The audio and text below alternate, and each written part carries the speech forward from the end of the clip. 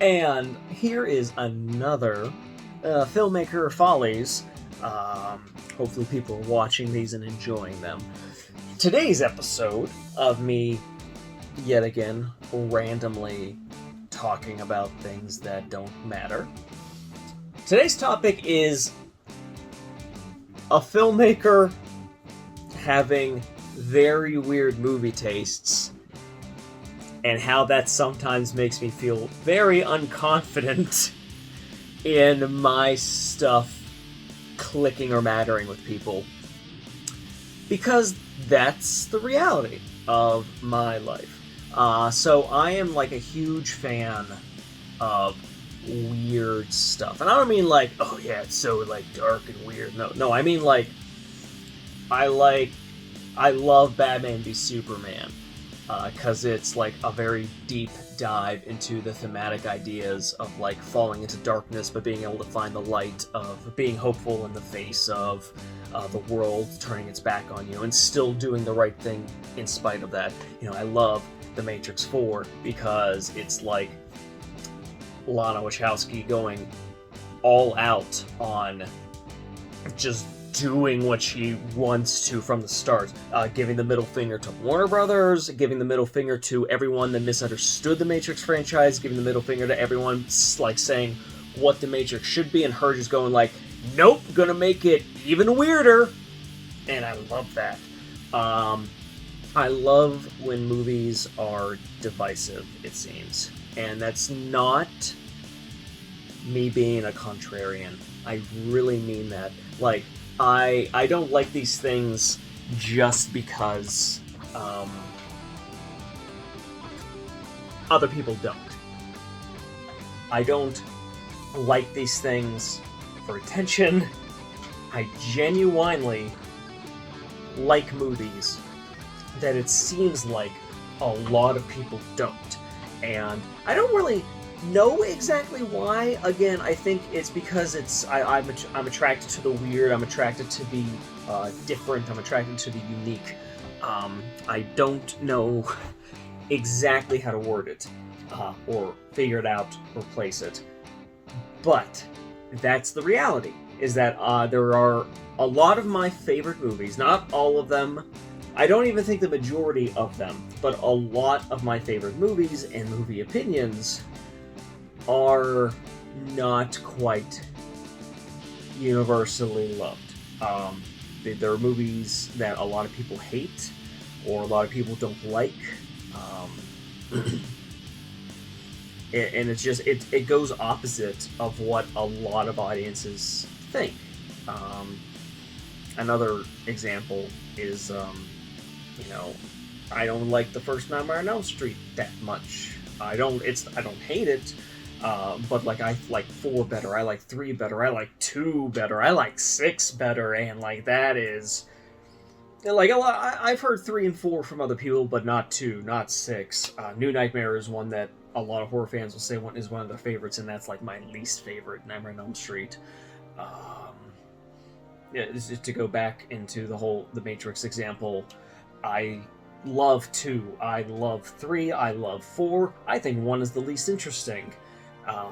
That's not to say I dislike 1, I don't. I think 1 is still great, but it's the opposite for most people. Most people are like, yeah, Matrix 1 is great, and I didn't like 2, I didn't like 3, I didn't like 4, or I loved 1, 2 was okay, and then 3 was and it's just like, no, that's what I want. When I create, I want that sort of thing, but that also oftentimes makes me wonder, am I wasting my time, or like, am I just wrong?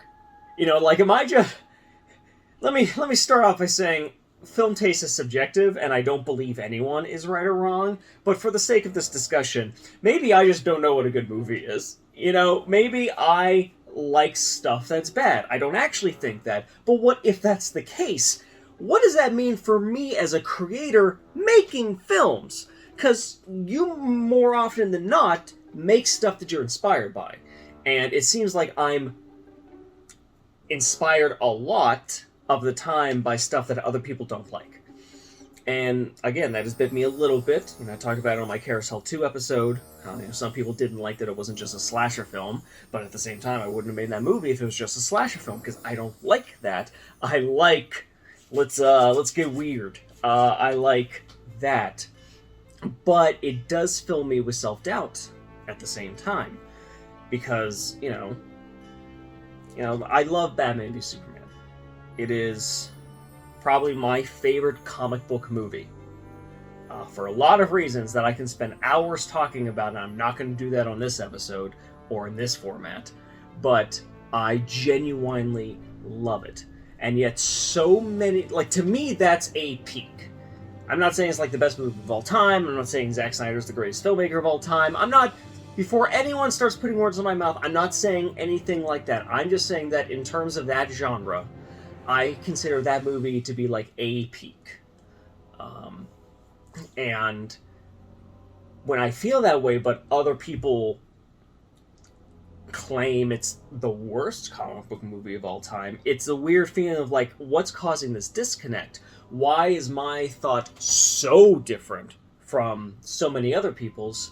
And if they think this movie that I consider to be a peak, is the worst, what hope do I have, right?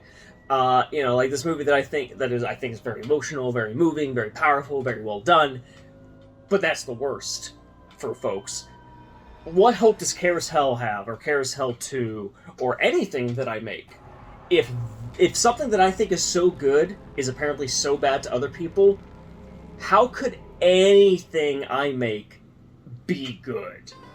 And that is the source of my biggest feelings of self-doubt, is if people don't like movies that I think are great and I can't attain that level of greatness, why bother?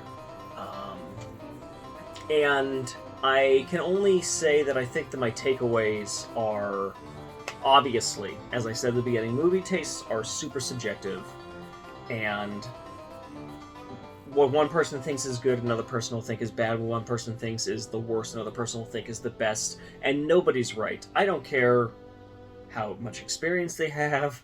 I don't care how much of an expert they are. I don't care how much stuff they've seen. I don't care how important they think their opinions are. It's still just a subjective opinion.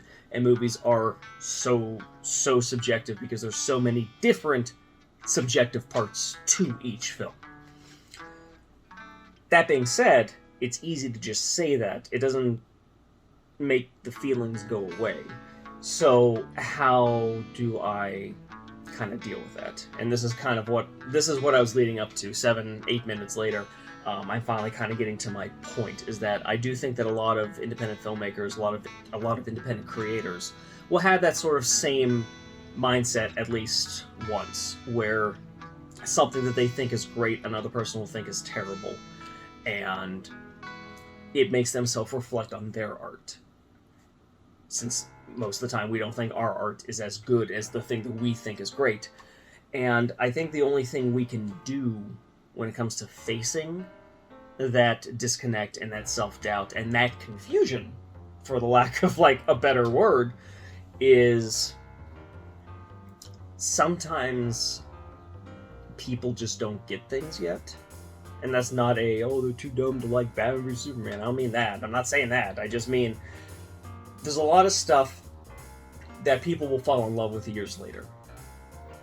A famous example is John Carpenter's The Thing was kind of a failure when it came out.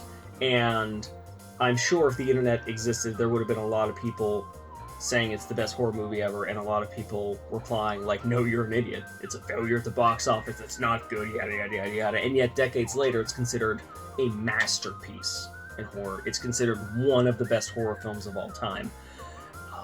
And that's not necessarily saying everything I love is going to be that in decades. That's not saying everything you love and other people hate is going to be that in decades. But I do think that more people need to realize, both the haters but also us creators, need to realize that sometimes just are not seeing the big picture yet. Sometimes they just aren't connecting with it yet, and sometimes stuff is too soon.